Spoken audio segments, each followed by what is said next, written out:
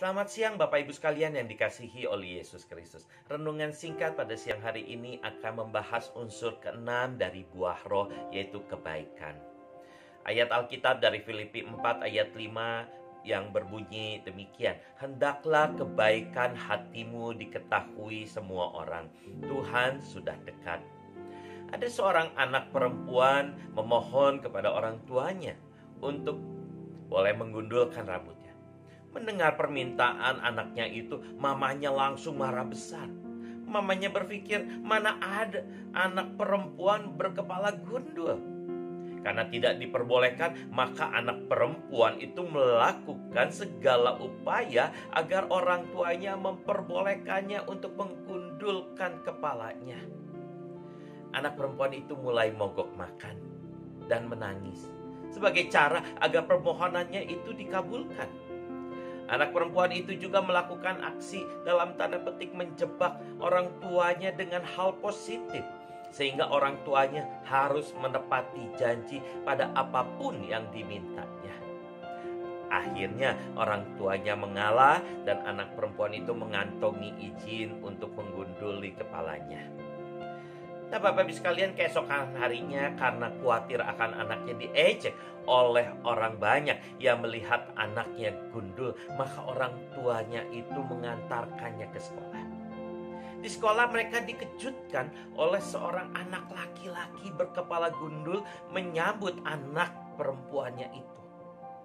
Mereka menduga bahwa kepala gundul sedang menjadi tren di sekolah anaknya itu. Tiba-tiba orang tua anak perempuan itu disapa oleh seorang ibu. Dia mengatakan demikian, Bapak Ibu sekalian, anak Anda benar-benar hebat. Itu Ruben anak saya.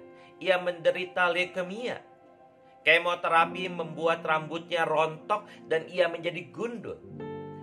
Ruben tidak mau sekolah karena takut diejek oleh teman-temannya. Nah, ketika putri Bapak Ibu datang ke rumah kami, dia berjanji akan mengatasi masalah ejek-mengejek ini. Hanya saya sendiri kaget karena putri Bapak Ibu mau mengorbankan rambut indahnya demi Ruben. Bapak dan Ibu sangat beruntung diberkati Tuhan dengan punya seorang anak perempuan yang berhati semulia ini. Dia seperti malaikat. Nah, Bapak Ibu sekalian, anak perempuan itu punya kebaikan hati yang luar biasa. Ia mau menolong Ruben yang tidak percaya diri setelah rambutnya rontok dan menjadi gundul.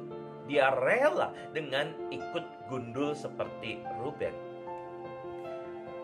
Tapi misalkan kebaikan pada dasarnya tidak pernah ditunjukkan kepada dirinya sendiri, tetapi kepada orang lain. Kebaikan yang seperti ini yang diajarkan Tuhan kepada kita. Tuhan menunjukkan kebaikannya kepada kita. Tuhan menunjukkan kebaikannya kepada kita dengan menebus dosa-dosa kita melalui anaknya yang tunggal yang sangat dikasihinya. Ini berarti kita selamat bukan karena kebaikan kita semata-mata, tapi hanya karena kebaikan Tuhan sendiri. Oleh karena itu, kita harus menyatakan kebaikan Tuhan kepada siapa saja yang kita ketemui. Kita berbuat baik kepada siapa saja bukan dalam rangka kita mau menunjukkan kebaikan kita, tapi semata-mata kita mau mengungkapkan rasa syukur kita atas kebaikan yang sudah Tuhan Allah berikan kepada kita. Bapak-Ibu sekalian, firman Tuhan pada saat ini mengatakan, hendaklah kebaikan hatimu diketahui semua orang. Firman Tuhan ini mengandung arti kita melakukan kebaikan agar banyak orang mengenal Tuhan Allah yang adalah kebaikan itu sendiri. Jika ketika kita melakukan kebaikan kepada seseorang, maka orang itu akan melihat Tuhan. Nah, anak perempuan yang berbuat baik dengan mengundulkan kepalanya untuk Ruben, juga dia memperlihatkan, dia memperkenalkan Tuhan Allah kepada Ruben dan ibunya itu. Oleh karena itu, mari kita berbuat baik sebagai rasa syukur kita atas kebaikan Tuhan kepada kita. Dan mari kita memperlihatkan Tuhan Allah kepada banyak orang melalui perbuatan baik kita. Tuhan Yesus memberkati kita semua. Amin.